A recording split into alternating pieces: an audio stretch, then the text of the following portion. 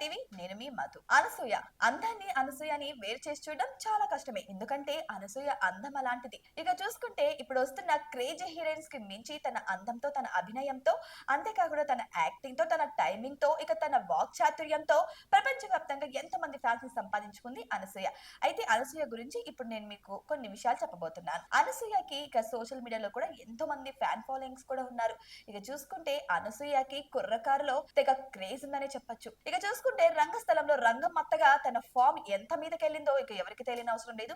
ఇక పుష్పాలో కావచ్చు, రంగస్థలంలో కావచ్చు, ఇటువంటి చాలా చాలా సినిమాల్లో ఒక సైడ్ క్యారెక్టర్ చేస్తున్నా సరే ఆ క్యారెక్టర్ కి తను ఫుల్ గా తన యొక్క టాలెంట్ అయితే చూపించడం జరుగుతుంది. సో దాని వల్ల తన క్యారెక్టర్ వైజ్ గా, తన యాక్టింగ్ వైజ్ గా అయితే చాలా ఫామ్ సంపాదించుకుంది అనసూయ. అయితే ఇప్పుడు అనసూయ కొన్ని విషయాలు అయితే విస్తుపోయే విషయాలను బయట పెట్టింది. అసలు జబర్దస్త్ నుంచి బయటకు వెళ్ళడానికి కారణం ఎవరు అనే విషయాన్ని అయితే అనసూయ బయట పెట్టింది. ఇక చూసుకుంటే అనసూయ ఒక న్యూస్ రీడర్ గా తన కెరియర్ ప్రారంభించి ఆ తర్వాత చిన్న చిన్నగా ఇక జబర్దస్త్ షోలో యాంకర్ గా ప్రవేశించి ఆ తర్వాత ఇక ఒక మంచి ఆర్టిస్ట్ గా కూడా గుర్తింపు దక్కించుకుంది అనసూయ. తన కష్టానికి తగిన ఫలితం కూడా వచ్చిందని చెప్పొచ్చు. ఇక చూసుకుంటే అనసూయ క్రేజ్ మాత్రం ఇక ప్రపంచవ్యాప్తంగా మామూలుగా లేదని చెప్పొచ్చు. తన డ్రెస్సింగ్ సెన్స్ కావచ్చు, లేకపోతే తను ఇచ్చే ఆన్సర్స్ కావచ్చు, ఫటాఫట్ అని ముఖం మీద మాట్లాడే మాటలు కావచ్చు, ఇవన్నీ కూడా అనసూయకి ఒక క్రేజ్ ని సంపాదించి పెట్టాయని చెప్పొచ్చు. ఒక స్టేజ్ మీద అనసూయ యాంకరింగ్ చేసిందంటే చాలు, ఇక అక్కడ కుర్రకారిని అదుపు చేయడం కూడా చాలా కష్టంగా భావించవచ్చు. సో అనసూయ ఫామ్ మాత్రం ఈ విధంగా ఉంది.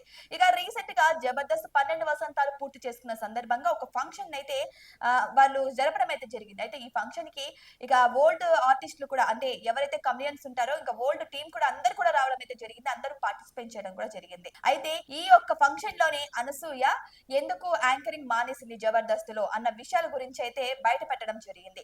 ఇక చూసుకుంటే అనసూయ చెప్పుకొచ్చింది, నేను యాంకరింగ్ మానేసే ముందు హైపర్ ఆదికి వద్దు వద్దు ఇలాంటి చెయ్యకు, ఇలాంటివి నాకు నచ్చవు అని చాలా కంట్రోల్ చేశాను. కానీ ఆది మాత్రం అస్సలు వినట్లేదు అని కొన్ని మాటలైతే ఆది గురించి చెప్పడం అయితే జరిగింది అనసూయ. ఇక తర్వాత చూసుకుంటే ఆది కూడా ఇక అమెరికాకి వెళ్ళినా సరే మన లింకులు పంపిస్తూనే ఉన్నా, మన లింకులు మాత్రం ఎక్కడా కట్ చేయలేదు అన్న రీతిలో అయితే డబల్ మీనింగ్ మాటలు అయితే ఆది మాట్లాడడం అయితే జరిగింది. సో అనసూయ అప్పుడే కౌంటర్ ఇచ్చింది, ఇలాంటి మాటల వల్ల నేను వెళ్ళిపోయింది అన్న రీతిలో అయితే మాట్లాడారు అనసూయ. సో దీనిని బట్టి ఏం తెలుస్తుందంటే హైపర్ ఆది డబల్ మీనింగ్ మాటలు తట్టుకోలేకనే అనసూయ జబర్దస్త్ నుంచి మానేసి వెళ్ళిపోయిందా అనే కొన్ని టాపిక్స్ కూడా వినిపిస్తున్నాయి.